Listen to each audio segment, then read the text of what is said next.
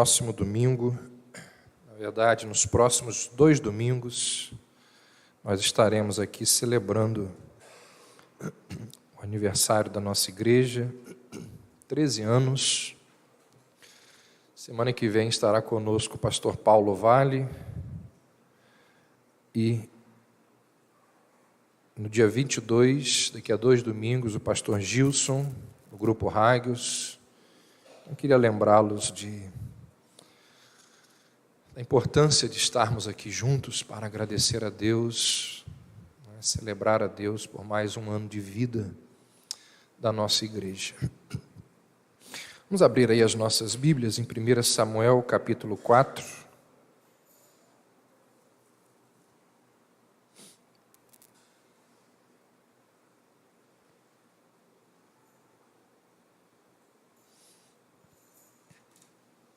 Samuel, nós chegamos hoje no capítulo 4 da nossa série de mensagens nesse livro. Vamos ler os 11 primeiros versos. Veio a palavra de Samuel a todo Israel. Israel saiu a peleja contra os filisteus e se acampou junto a Ebenezer. E os filisteus se acamparam junto a Afeca. Dispuseram-se os filisteus em ordem de batalha para sair de encontro a Israel. Travada a peleja, Israel foi derrotado pelos filisteus e eles mataram no campo aberto cerca de 4.000 homens. Voltando o povo ao arraial, disseram os anciãos de Israel: por que nos feriu o Senhor hoje diante dos filisteus? Tragamos de Siló a arca da aliança do Senhor para que venha no meio de nós e nos livre das mãos de nossos inimigos. Mandou, pois, o povo trazer de Siló a arca do Senhor dos exércitos, entronizado entre os querubins. Os 2 filhos de Eli, Ofni e Finéias, estavam ali com a arca da aliança de Deus. Sucedeu que, vindo a arca da aliança do Senhor ao arraial, rompeu todo Israel em grandes brados e ressoou a terra. Ouvindo os filisteus a voz do júbilo, disseram: que voz de grande júbilo é esta no arraial dos hebreus?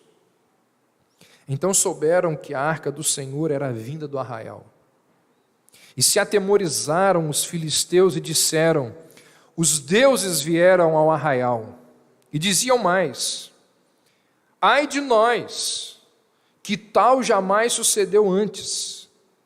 Ai de nós, quem nos livrará das mãos destes grandiosos deuses?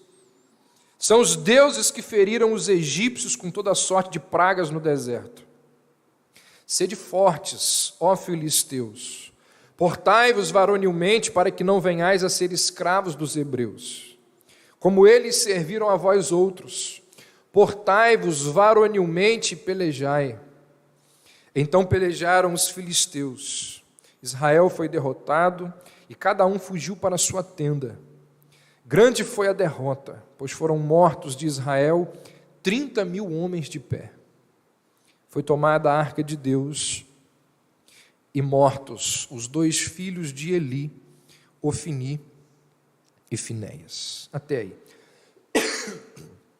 Nos 3 primeiros capítulos do primeiro desse livro, a pessoa que escreve o livro, provavelmente Samuel, ele se concentrou em falar do nascimento e do chamado de Samuel para ser juiz e profeta.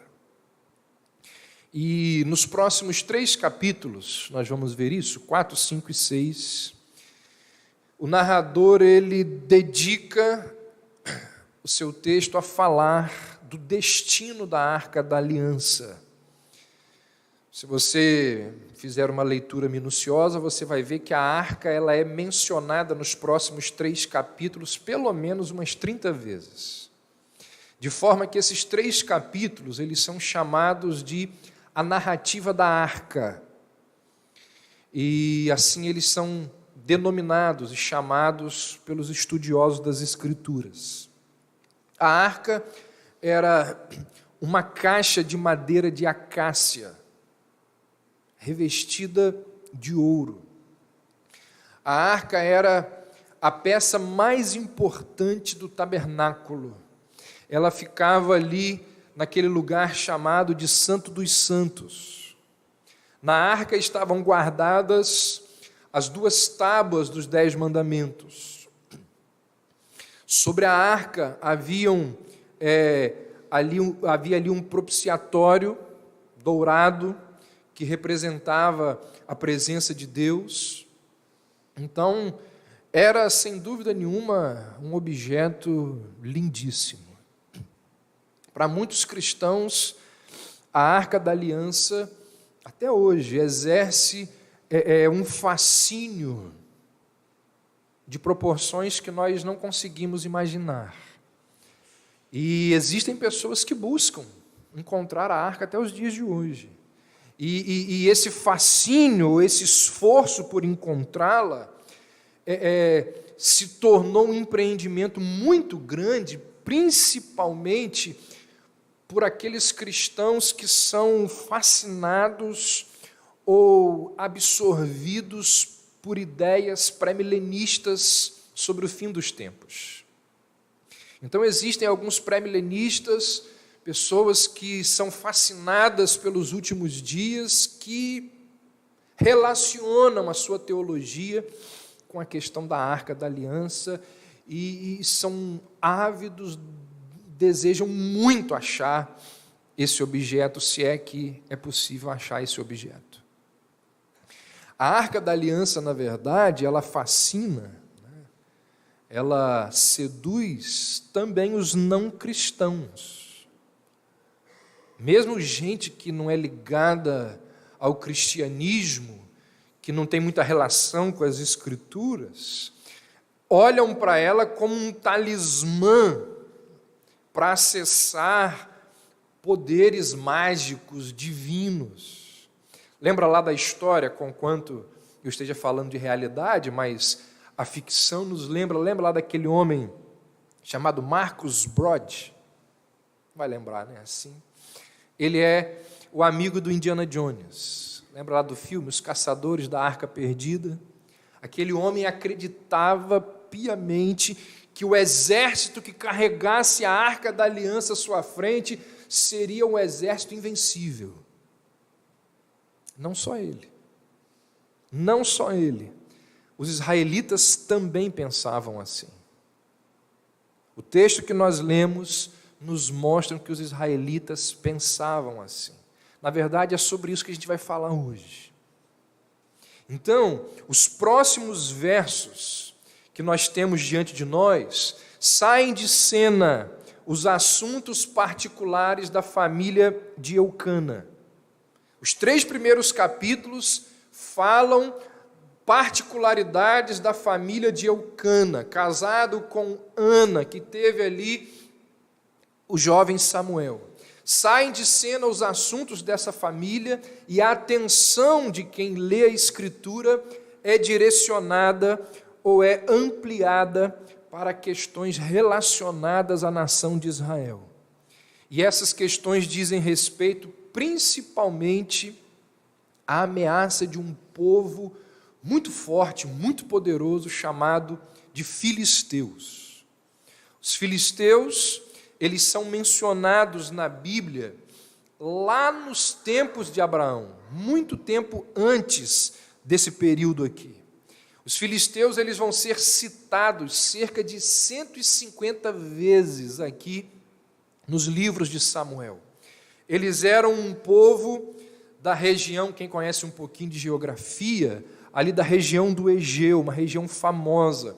Eles eram povos voltados para o mar e procuraram controlar toda aquela região ali onde Israel estava, chamada de Palestina.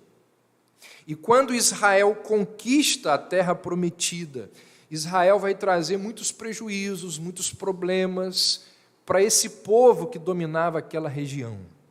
Em vários momentos, os filisteus eles vão tentar expulsar Israel dessa região. Nós vimos, meses atrás, e você deve se lembrar, Sansão ele vai travar uma luta muito dura contra qual povo? Contra os filisteus. Até que ele é traído, ele é capturado e ele é morto ali no templo de Dagon e ele mata milhares de filisteus. Então esse povo, eles eram um incômodo para Israel. Era um perigo, uma ameaça constante para o povo de Israel. Gordon Kidd, um comentarista bíblico, ele vai dizer o seguinte sobre a relação dos filisteus com a nação de Israel. Está aí no seu esboço. Seu expansionismo incansável foi um desafio perene à integridade territorial e à soberania nacional de Israel. Eles eram o açoite de Deus, levantados para castigar os apóstatas do povo do Senhor. O relacionamento de Israel com os filisteus era um barômetro do seu relacionamento com Deus. Quando eram derrotados, viam a derrota como uma retirada do favor divino. Então, todas as vezes que os filisteus investiam contra Israel e venciam, os israelitas viam nessa derrota uma retirada do desfavor de Deus para com o seu povo. Vamos olhar o texto. O texto começa dizendo: ora, saiu Israel à batalha contra os filisteus e acampou-se perto de Ebenezer. E os filisteus se acamparam junto a Afeca. Afeca era uma cidade filisteia que ficava aproximadamente a 5 quilômetros da cidade israelita de Ebenezer. Então nós temos aqui menção a duas cidades, uma dos filisteus, outra de Israel, Ebenezer e Afeca. E o texto que nós lemos narra duas batalhas. Na primeira delas, os filisteus derrotaram os israelitas e mataram 4.000 homens. E isso gerou uma perplexidade dos líderes, dos anciãos de Israel. Eles vão questionar o seguinte: nós não somos o povo de Deus, nós não somos a nação escolhida de Deus, o Senhor não nos deu essa terra como propriedade, então por que os filisteus estão nos vencendo?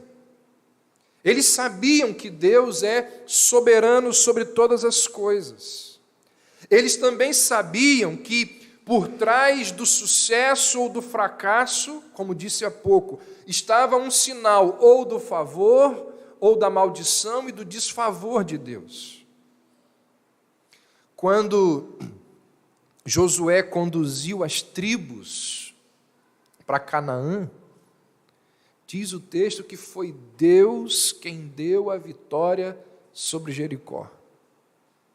Dias depois, Israel vai enfrentar uma cidade pequenininha, fraquinha, perto de Jericó. A cidade chamada de Ai.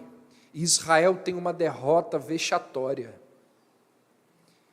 Com a poderosa Jericó, Israel vence sem dificuldades. Com a insignificante Ai, Israel perde. Porque Deus não estava com Israel lá na luta de Ai por causa do pecado de Acã. Então os anciãos sabiam dessa história. Eles sabiam que derrota e vitória em batalhas tinha a ver com a aprovação ou a desaprovação do Senhor. E aí, diante de uma derrota com mais de 4.000 homens, numa só batalha, os anciãos questionam. Olha aí o verso 3. Por que nos feriu o Senhor? Por quê? Qual o motivo do Senhor permitir a nossa derrota? Os anciãos talvez se lembrassem do que aconteceu em Ai, em Jericó, mas certamente que eles não se lembraram dos termos da aliança de Deus para com eles. Porque se eles lessem a Bíblia, e esse é o problema do povo de Deus desde aquela época, a gente não lê a Bíblia. Se eles lessem a Bíblia, eles saberiam que a derrota foi causada por causa da desobediência à lei de Deus. Deus tinha dado instruções claras de como Israel deveria se portar diante de batalhas. Diante de combates, como que a nação de Israel deveria se portar. Tinha as instruções, existiam as orientações, guardadas, preservadas. Mas ao invés de sondar os corações e confessar os seus pecados, que era uma das orientações de Deus antes das batalhas, sondar os corações, confessar os pecados para que Deus venha e ajude diante das batalhas. Ao invés de sondar o coração, ao invés de confessar os seus pecados, Israel apela para a feitiçaria. Israel apela para a bruxaria. Israel vai correr atrás de magia. É exatamente isso que aconteceu. Olha o que diz o verso 3: tragamos para nós de Siló a arca do pacto do Senhor, para que ela venha para o meio de nós e nos livre das mãos de nossos inimigos. É interessante que a história da nação de Israel está cheia de ocasiões em que a presença da arca da aliança trouxe poder divino para a vitória. Quem conhece um pouquinho da história vai se lembrar que a arca da aliança ela foi carregada diante das tribos que marcharam no Êxodo.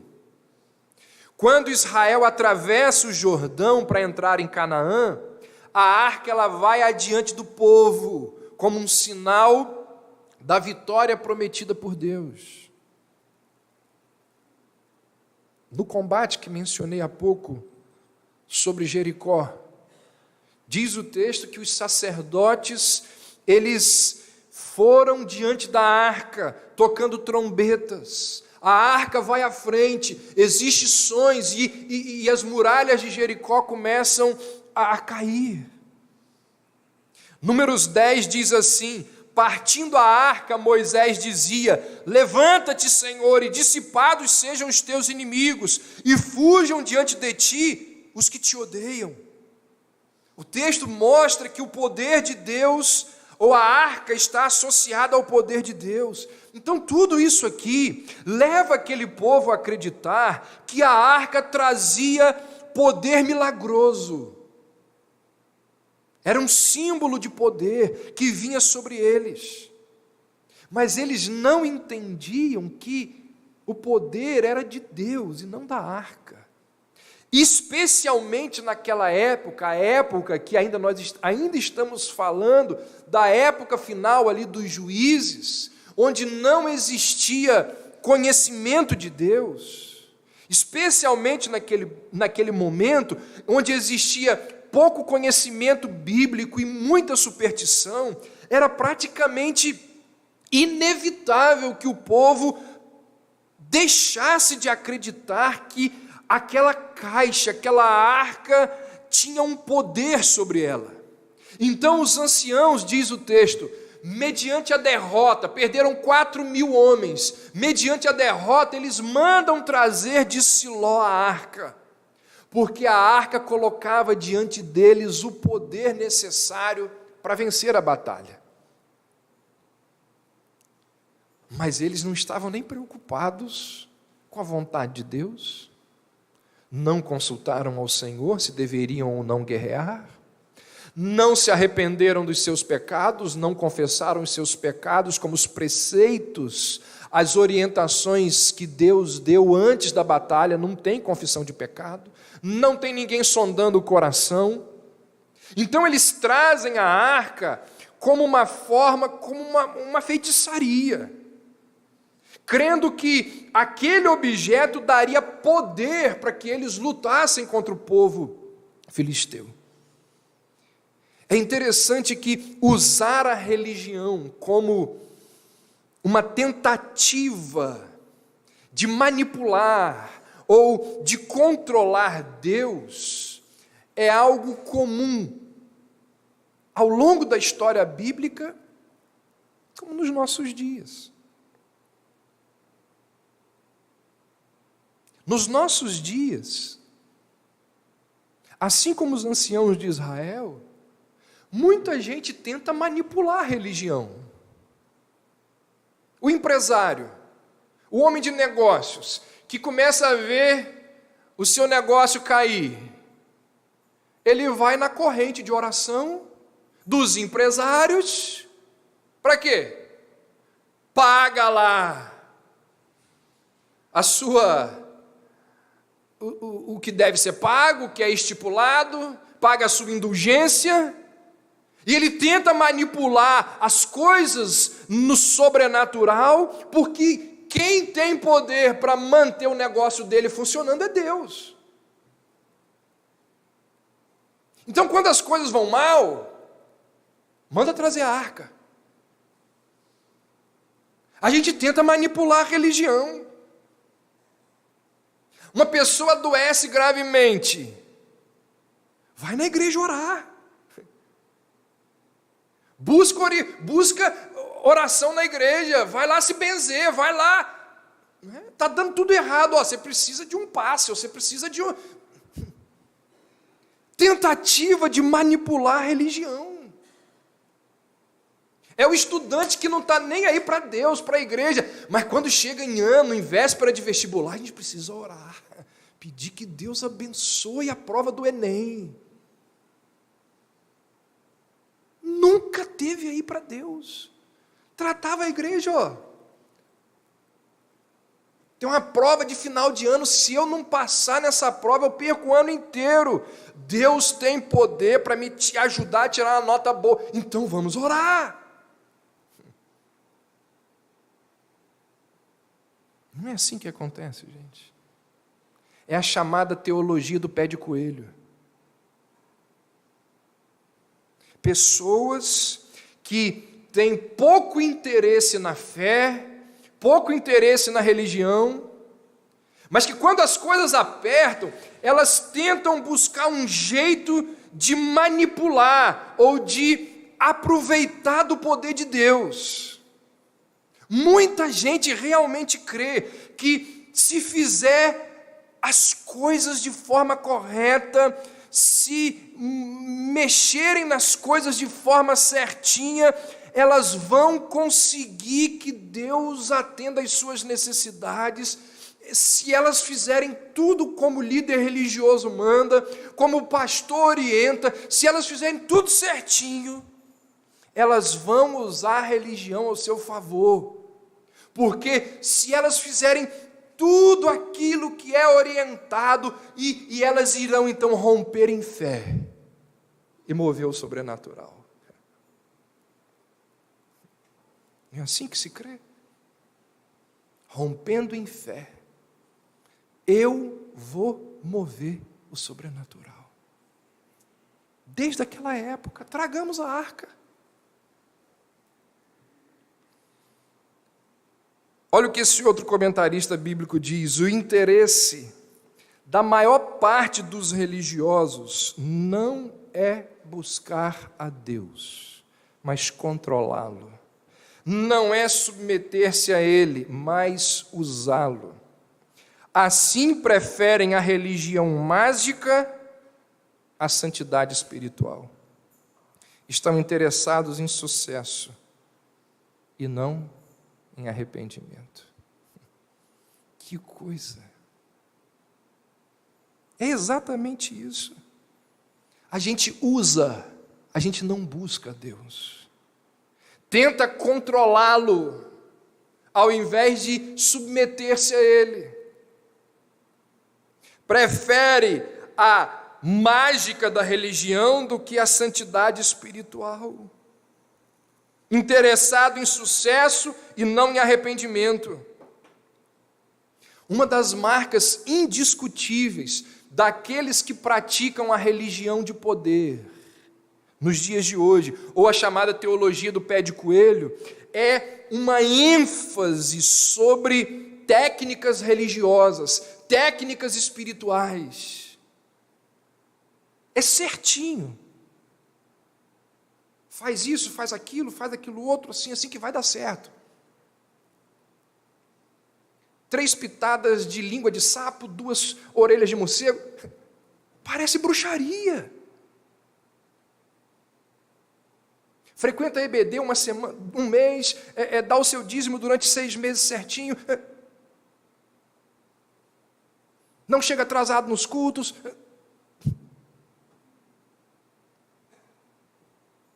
Não foi assim que os anciãos de Israel fizeram? Eles tinham uma tecnologia poderosíssima guardada em Siló. Perderam a batalha, ao invés de voltar o coração para Deus, ao invés de perguntar a Deus por que tinha acontecido a derrota, ao invés de se humilhar, de se quebrantar, traz a arca. A mesma coisa acontece nos nossos dias. Vamos marcar aí, muitas vigílias de oração. Vigília de oração durante o mês inteiro. Todo dia vai ter vigília na igreja. Mas o povo não quer se consertar dos seus maus caminhos. Ora todo dia, mas continua cometendo pecado. Continua sendo mentiroso, continua com gula, continua com orgulho, continua falso, continua avarento, não ajuda o reino de Deus, mas está orando, está rompendo em fé.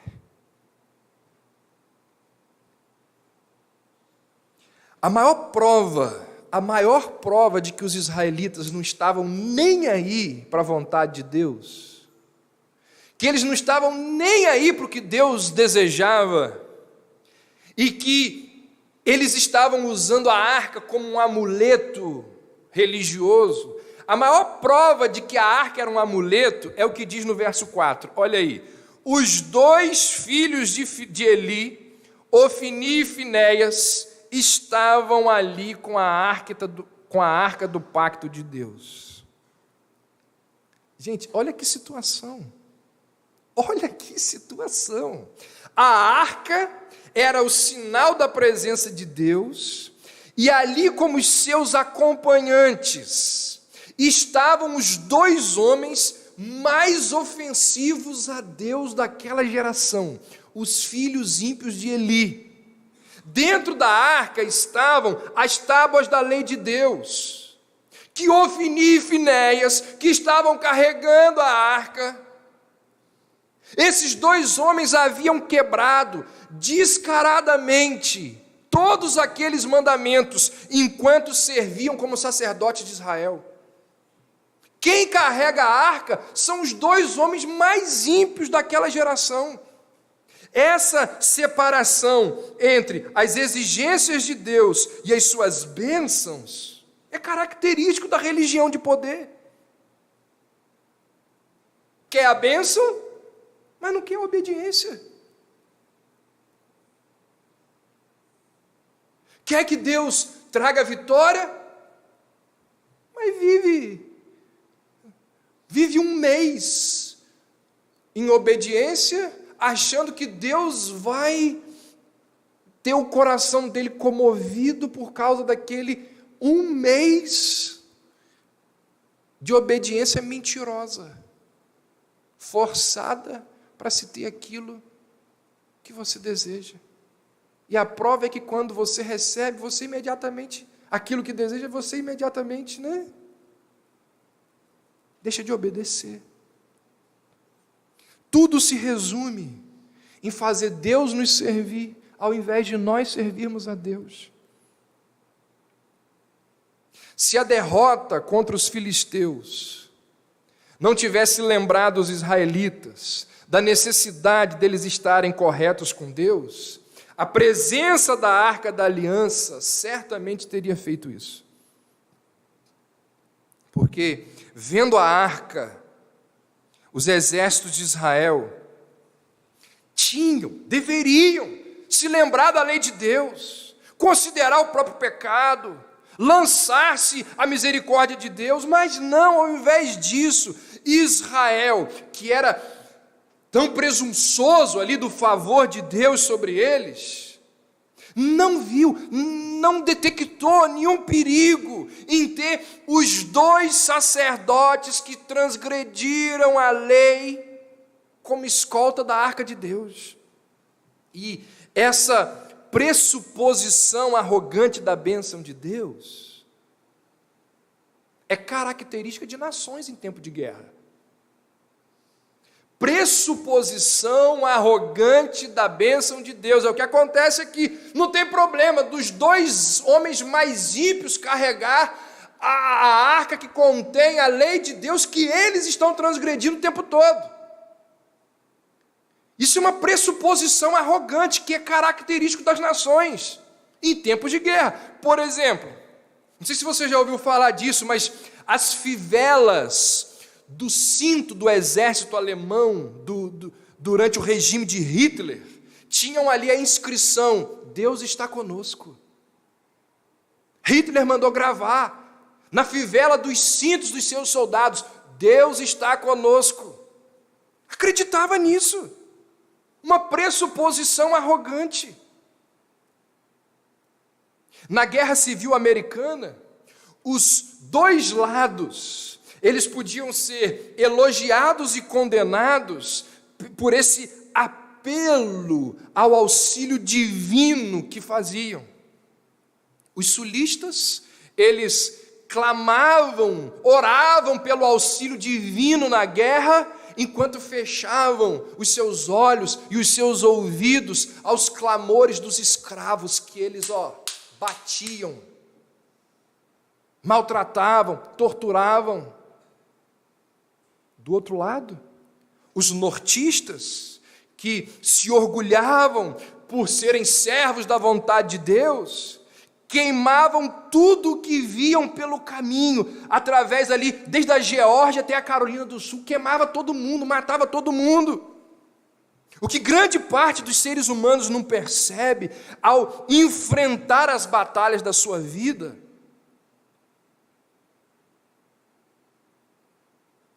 o que grande parte dos seres humanos não percebe ao enfrentar as batalhas da sua vida, é que se nós desejamos o auxílio, o poder de Deus nas nossas lutas, nas nossas batalhas, nas nossas guerras, nós precisamos, antes de qualquer coisa, obedecer, honrar,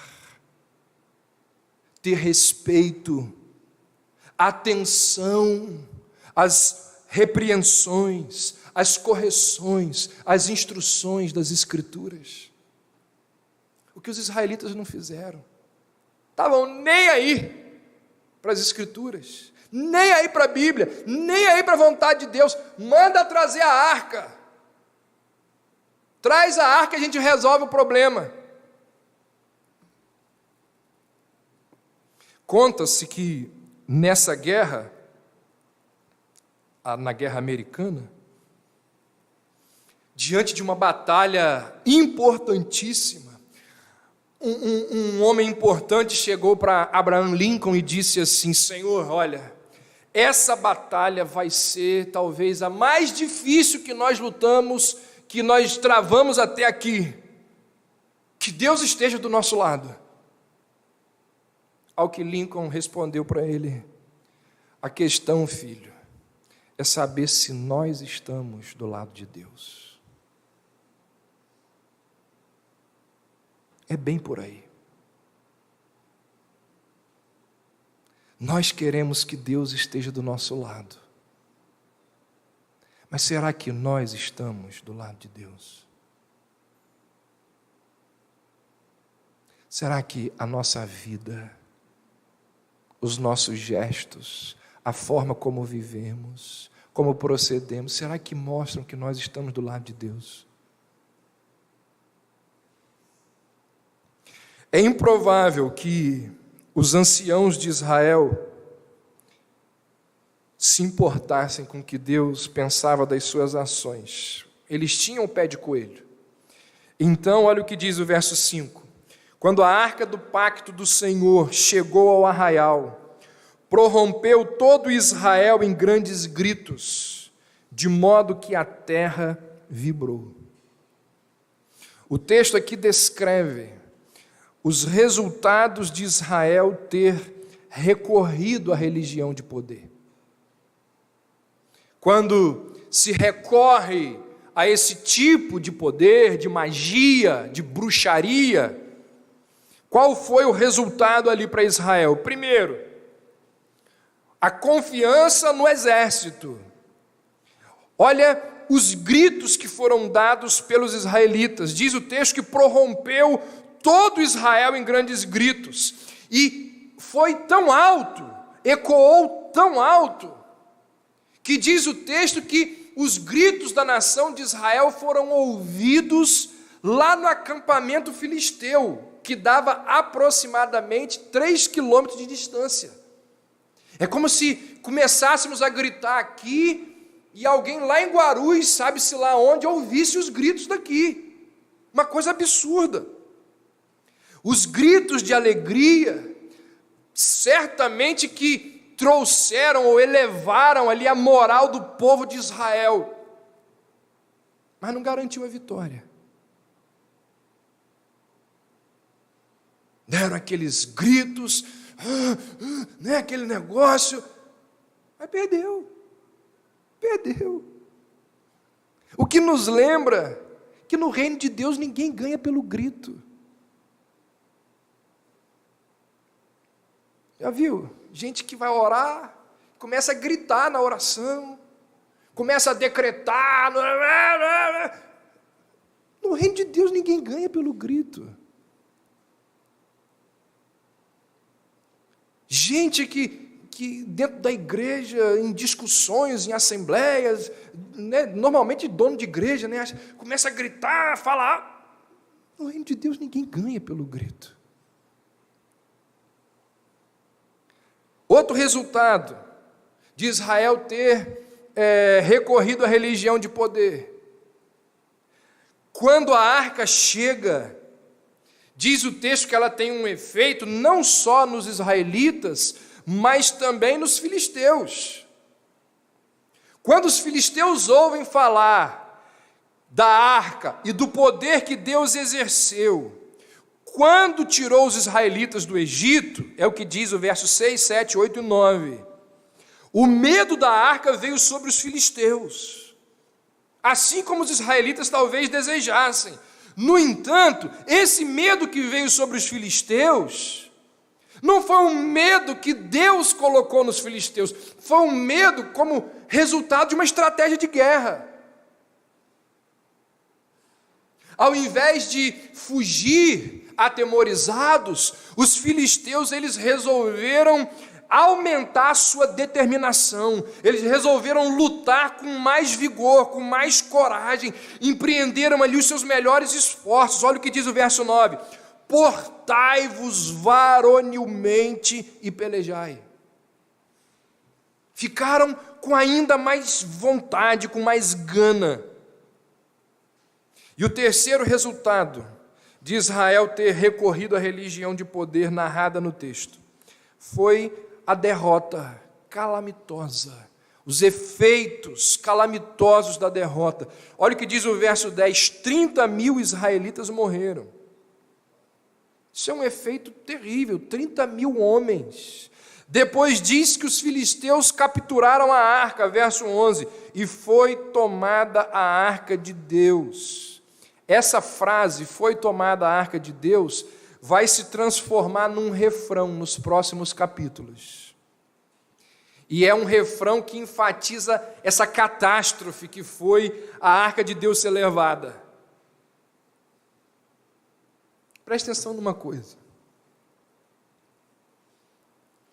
A santidade de Deus, representada ali na arca, era tal que a arca, ela permanecia atrás do véu do tabernáculo, de forma que a arca, ela só era vista por uma pessoa, uma vez por ano. Somente o sumo sacerdote, uma vez por ano, chegava perto da arca. No tempo em que a nação vagou pelo deserto, diz a Bíblia que quando o acampamento se deslocava, sabe qual era a primeira coisa que o sacerdote fazia? Cobrir a arca. Antes de desmontar o tabernáculo, porque eles estavam caminhando pelo deserto, peregrinando pelo deserto, então tinha que montar, desmontar. No momento em que ia desmontar, a primeira coisa que se fazia, o texto bíblico diz, era cobrir a arca. Só depois que aquela mobília estava muito bem cuidada, as outras coisas do tabernáculo eram desfeitas. Você pode olhar lá no texto, mostrando o cuidado, a reverência, a santidade que se tinha que ter com a arca. E agora, a arca está nas mãos de pagãos, dos inimigos de Deus. Nunca antes na história de Israel, a arca havia caído na mão dos inimigos de Deus. Mas a verdade era que a arca estar nas mãos de pagãos não fazia muita diferença aqui nesse contexto. Sabe por quê? Porque aqueles que ministravam diante da arca todos os anos, Ofni e Finéias, eles viviam como pagãos. A vida deles era uma vida completamente depravada. E como nós vamos ver nos próximos capítulos, Deus permite que a arca chegue nas mãos dos filisteus, porque Ele tinha lições para ensinar, tanto para os filisteus quanto para os israelitas, relacionadas à arca do Senhor. E aí, na derrota de Israel, aquela profecia que Samuel fez, lembra lá que nós estudamos, não sei se foi semana passada ou retrasada, quando Deus chama Samuel e diz, e Samuel está pensando que é Eli, aí Deus transmite um recado a Samuel, que transmite a Eli, esse mesmo recado foi transmitido a Eli por um profeta anônimo, nós vimos isso.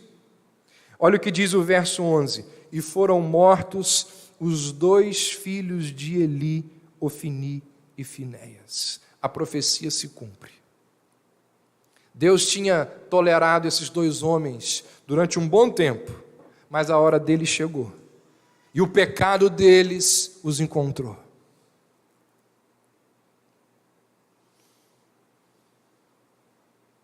Isso é o que diz o texto. Vamos partir para a parte final e ver algumas aplicações para as nossas vidas. Primeiro,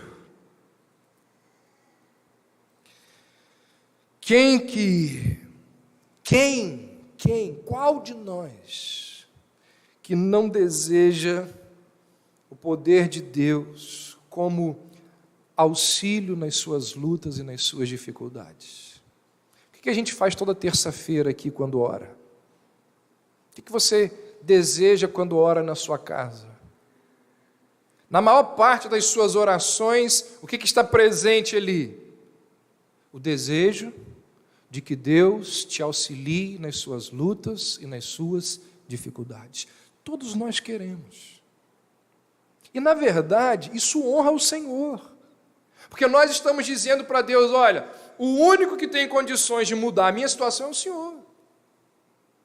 Na verdade, isso dá glória ao Senhor. No entanto, o que o texto está nos dizendo e o que a Bíblia nos ensina é que, antes de qualquer coisa, nós temos que lidar com o Senhor. Nós devemos comparecer diante dEle, nos termos dEle, aceitando as exigências dEle. Era essa percepção que a chegada da arca tinha que produzir nos israelitas. A arca ela foi planejada para preservar a lei de Deus, para prover os meios de purificação. Se os israelitas tivessem percebido isso, eles não ficariam lá dando gritos carnais. Se os israelitas tivessem percebido isso, eles lamentariam pelos seus pecados, eles clamariam a Deus por misericórdia. O som do lamento pelos pecados, esse sim ia provocar temor verdadeiro de levar aqueles filisteus embora. Porque o som de lamento pelos pecados faria com que Deus entrasse em ação, e não os gritos carnais.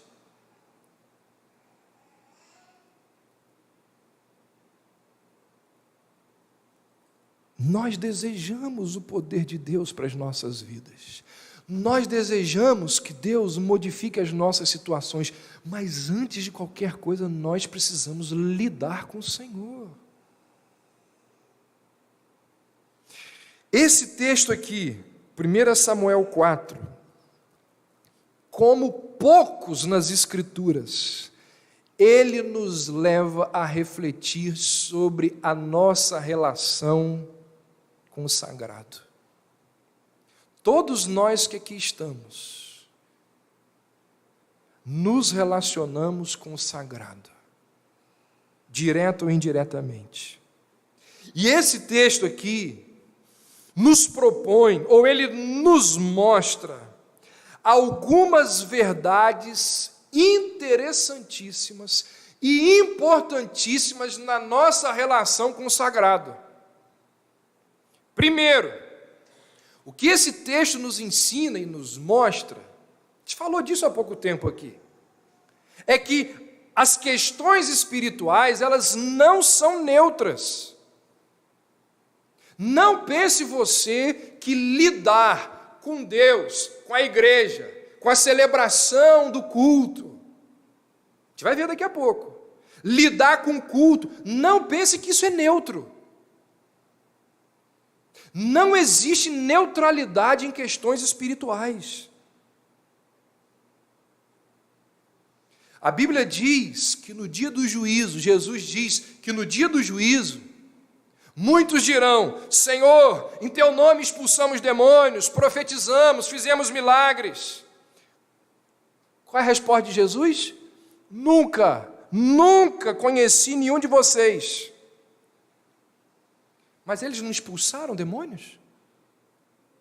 Eles não fizeram milagres? Ou vocês acham que isso é mentira? Se você for em um monte de religião aí, tem milagre. Se você for em várias religiões aí, acontecem milagres. Vocês acham que é só crente que exorciza o capeta do corpo dos outros? Em teu nome expulsamos demônios, fizemos... Nunca conheci vocês. Nem sei quem vocês são.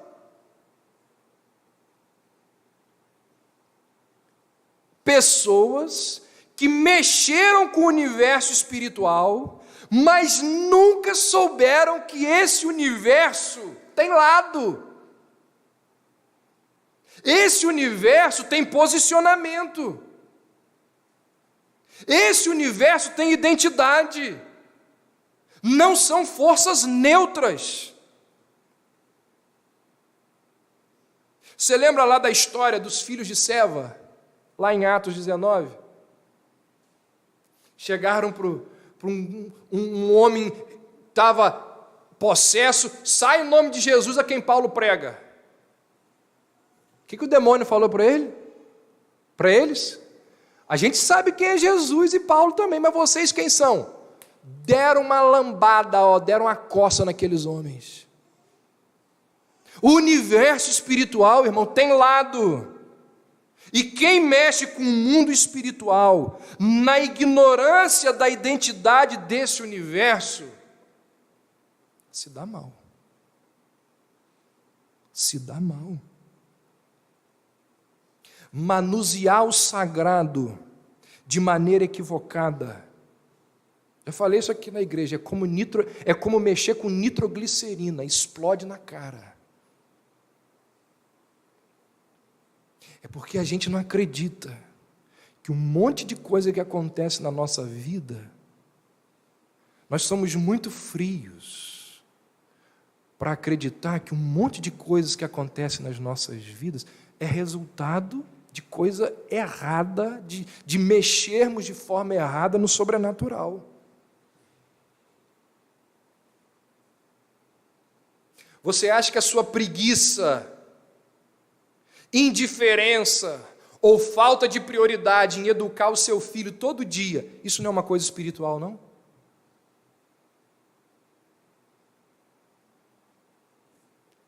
Lá na frente tem consequência. E você fica pensando, meu Deus, onde foi que eu errei? Onde foi que você errou? Você mexeu errado. Indiferente, apático, negligente, com outras prioridades. Foi isso que aconteceu com aqueles anciãos de Israel. Acharam que poderiam manipular o poder de Deus por terem a arca de Deus. Abra aí, rapidamente, por causa da nossa hora, 1 Coríntios capítulo 11.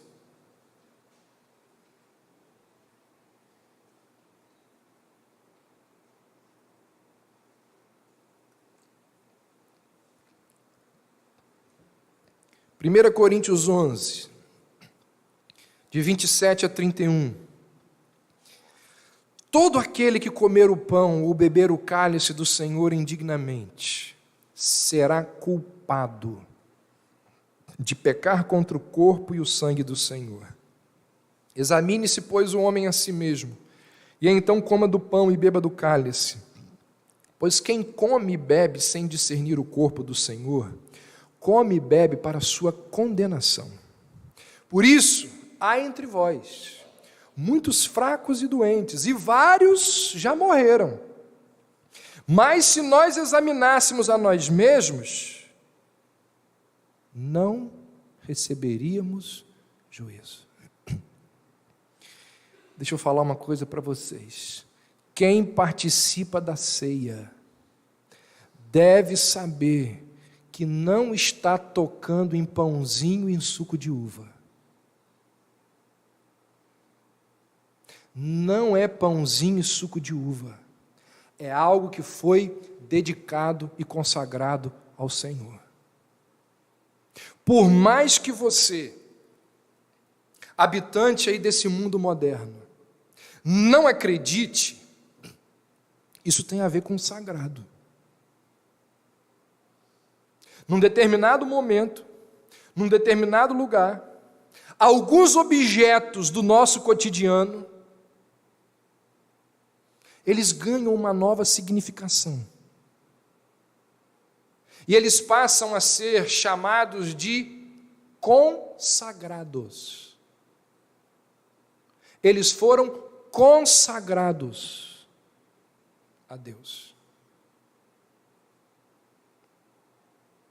Por isso que não é prudente que as crianças apanhem do pão e tomem do suco depois da ceia. Eles ficarem brincando com aquilo. Quando nós recolhemos o pão, recolhemos o suco, é uma forma didática da gente virar para as crianças e para as demais pessoas e dizer, olha, existem pães e pães. Esse aqui, uma vez consagrado e recebendo uma conotação simbólica, não é um pão comum. Não foi transubstanciado. Não se transformou, como pensam os católicos e luteranos, no corpo de Cristo. Ou que ali está a presença real de Cristo. Não é de qualquer maneira, displicente ou ignorante, diz Paulo, que a gente tem, ou pode, ou deva se aproximar da mesa do Senhor. Porque quando nós nos aproximamos do sagrado, nós podemos invocar o juízo de Deus. Se nós examinássemos a nós mesmos, diz Paulo, não receberíamos juízo. Quando alguém se mete no universo espiritual, precisa saber corretamente por quais caminhos está trilhando. Gente, realidade espiritual não é neutra. Não é neutra. Creia nisso. Talvez, por sermos próximos, sermos amigos, companheiros de longa data, aquilo que muitas vezes eu falo aqui não traga impacto ao seu coração. Mas o que eu quero dizer para você é que a Bíblia está nos mostrando isso. Realidade espiritual não é neutra. Ou é do bem, ou é do mal. Ou é divina, ou é diabólica. Aqueles homens manusearam errado as coisas espirituais e se deram mal.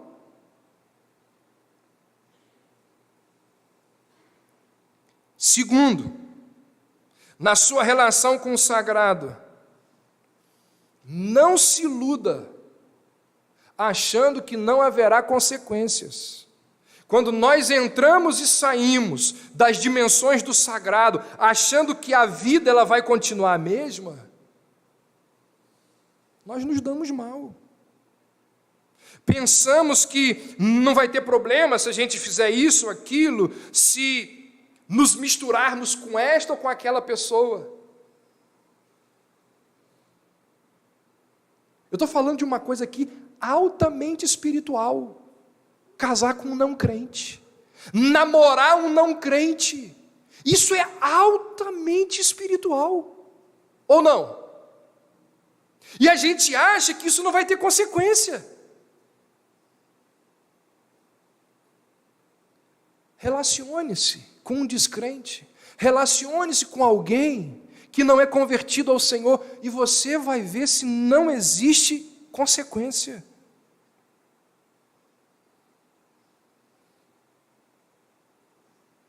Tem gente, tem cristão, membro de igreja, que acha que não tem problema nenhum amarrar uma fitinha no pulso.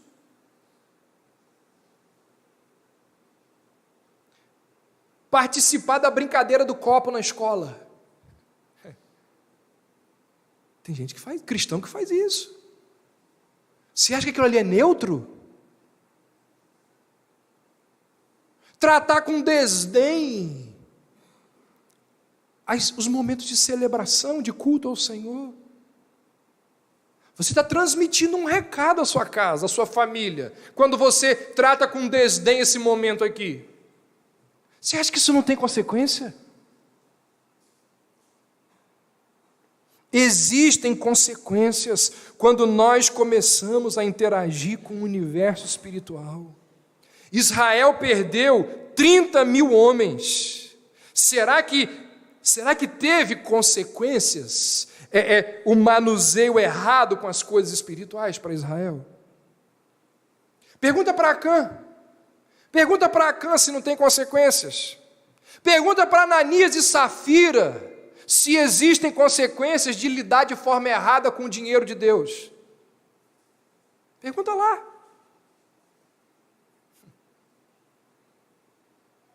Ou você acha que o dinheiro que você tem é seu? Perguntem para Uzá. Sabe quem é Uzá? Sobrinho de Davi, que com a melhor das boas intenções, foi segurar a arca para a arca não cair. Morreu fulminado porque ele não podia meter a mão na arca. Passou por cima de preceitos. Pergunta para Nadab e Abiú, sabe quem são? Filhos de Arão. Lembra-se da história deles? Arão era lá sacerdote, mas os seus filhos não eram sacerdote. E por se encaixarem nessa categoria de não ser sacerdote, eles acharam que podiam fazer igual o pai e sacrificar diante de Deus.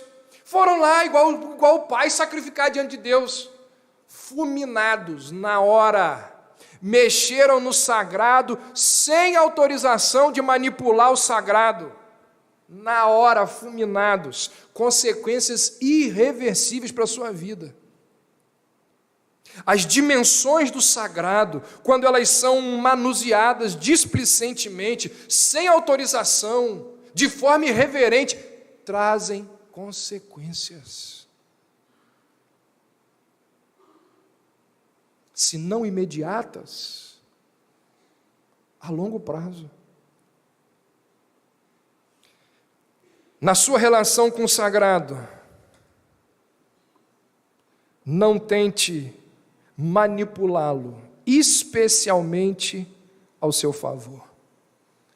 Essa talvez seja a maior lição do que nós estamos falando aqui.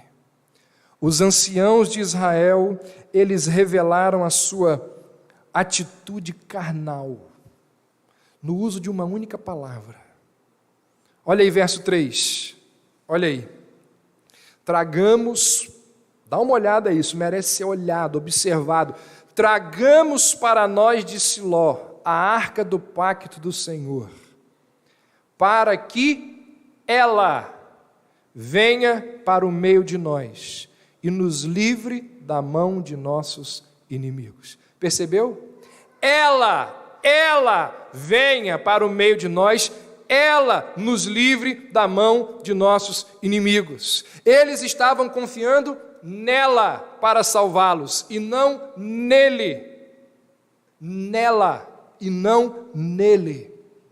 Eu te pergunto, existe algum ela em que você esteja confiando mais do que em Deus? Existe alguma técnica, alguma rotina, alguma pessoa, alguma conta em algum banco em que você deposita a sua confiança mais do que em Deus? Talvez este seja o maior erro que nós cometemos em relação ao sagrado. Primeiro, achar que o sagrado é manipulável, que Deus é manipulável. Segundo, achar que ele pode ser manipulado ao nosso favor. Olha o que esse rabino disse aí, ó. Desde tempos imemoriais, o ser humano acredita na existência de algum segredo ou alguma lei universal que lhe permita desfrutar de riquezas, poderes, sabedoria e sucesso.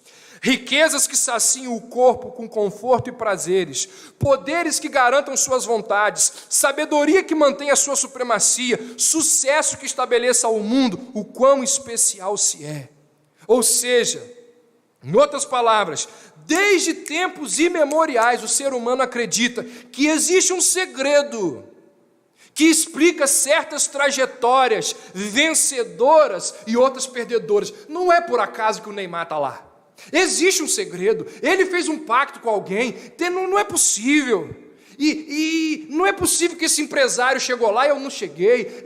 E tem alguma coisa. E esse segredo, o ser humano crê, ele é acessível, ele é manipulável. Lembra lá, você conhece aquela história bíblica de estrangeiros que foram levados pela Síria à terra de Israel? Conhece aquela história? Diz a Bíblia que esses estrangeiros, eles adoravam deuses falsos. E lá em Israel eles foram devorados por leões enviados por Deus. E naquele contexto ali, um dos reis diz o seguinte: olha, nós estamos morrendo aqui em Israel, comidos por leões. Sabe por quê? Porque nós não conhecemos os deuses da terra. Ache aí no meio do povo um profeta, do meio desse povo, que nos ensine quais são os costumes do Deus dessa terra. E quando nós praticarmos os costumes deste Deus, nós deixaremos de ser amaldiçoados. Conhece essa história? Está lá. E o que ela nos mostra? Crença de que o poder espiritual, ele pode ser manipulado ao nosso favor. Por exemplo, quando existe lá poucas vagas de um emprego, para um emprego, e uma enorme concorrência, o que você faz? Muitas pessoas tentam essa vaga através de jejum, de boas ações, de dízimos, de ofertas, manipular a vontade de Deus, o poder de Deus para conquistar a vaga. Isso é evangelho? Não, isso é macumba.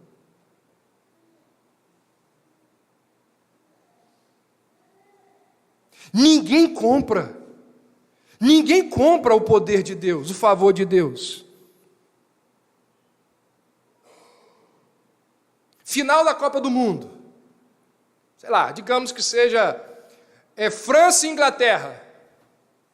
Tem um crente na França e um crente na Inglaterra. Os dois vão orar para pedir a vitória a Deus. Os dois são atletas de Cristo, jogando em times diferentes, e eles oram pela vitória. Quem que Deus vai atender?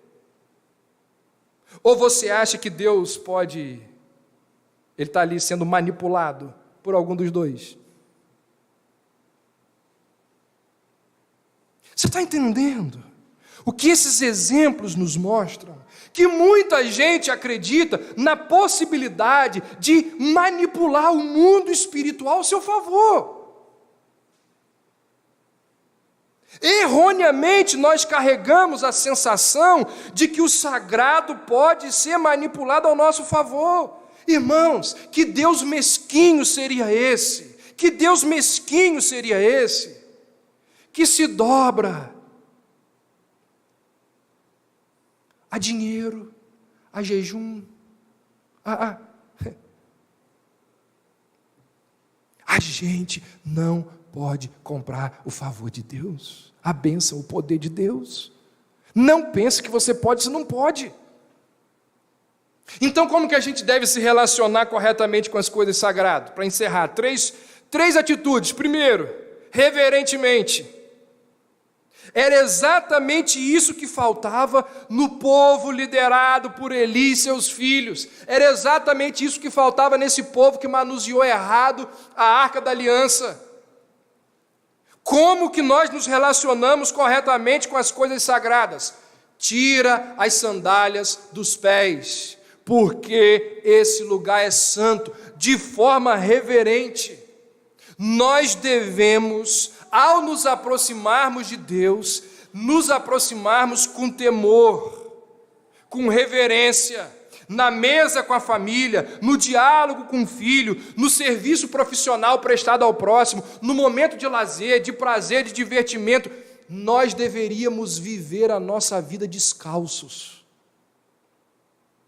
em reverência ao Senhor em tudo o que fazemos, porque todas as coisas estão relacionadas ao mundo espiritual. Por isso que Paulo diz, quer comais, quer bebais ou façais qualquer outra coisa, faça tudo para a glória de Deus, porque nós estamos diante de Deus o tempo todo. Mas obviamente que existem algumas questões, alguns contextos em que isso é mais explícito. Por exemplo, aqui, nesse momento de culto, reunido com a igreja, é muito mais explícito que você está diante de Deus do que quando você está lá jogando videogame com seu filho. Não que lá você não esteja, mas aqui é muito mais explícito do que lá. E nós precisamos tratar, principalmente esses momentos aqui, com mais reverência. E vou ficar falando essas coisas daqui, mas eu vejo muita gente tratando esse momento aqui de forma displicente. Alguns beiram a irreverência.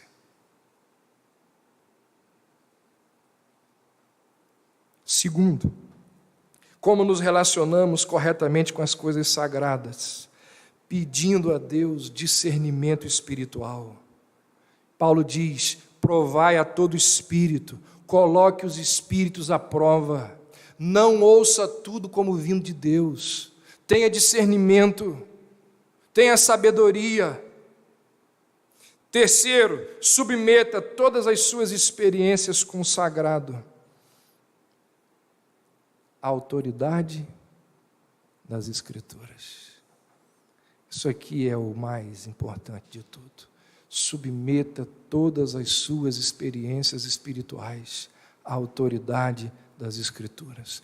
Lutero disse certa vez, qualquer ensinamento, algumas traduções desse pensamento dizem até experiência, qualquer ensinamento ou experiência que não se enquadre nas Escrituras, deve ser rejeitado, mesmo que faça chover milagre todos os dias. Nós cremos que as Escrituras, elas são a nossa única regra de fé e prática. Se os anciãos de Israel tivessem consultado as Escrituras, eles perceberiam o que eles deveriam ter feito antes da batalha. Ah, se eles tivessem consultado as Escrituras, eles saberiam o que fazer antes de lutar. Mas nós tentamos lutar as nossas lutas, as nossas batalhas, sem consultar as Escrituras. E consulta as Escrituras não acontece 5 minutos antes de você tomar uma decisão, não acontece no contexto da dor. Consulta das Escrituras deve acontecer diariamente, ininterruptamente, todos os dias. Nós sofremos, diz Jesus, porque nós não conhecemos as Escrituras. 30.000 homens morreram, 34.000 homens morreram, porque não consultaram as Escrituras. Irmãos, que estas verdades possam trazer crescimento, amadurecimento, edificação à sua vida. E que essas verdades deem a Deus a glória, a honra e o louvor que lhes são devidas. Vamos orar? Senhor nosso Deus, que a Tua palavra exposta, pregada e anunciada possa trazer edificação aos nossos corações, possam despertar-nos da nossa letargia espiritual, possam abrir os nossos olhos para práticas e condutas erradas que muitas vezes nós temos tido. Ajuda-nos, ó Deus, porque precisamos do Senhor. Mas ensina-nos a corrigirmos os nossos maus caminhos, a lidarmos primeiro com o Senhor. Nós assim oramos e nós assim te pedimos, em nome de Jesus.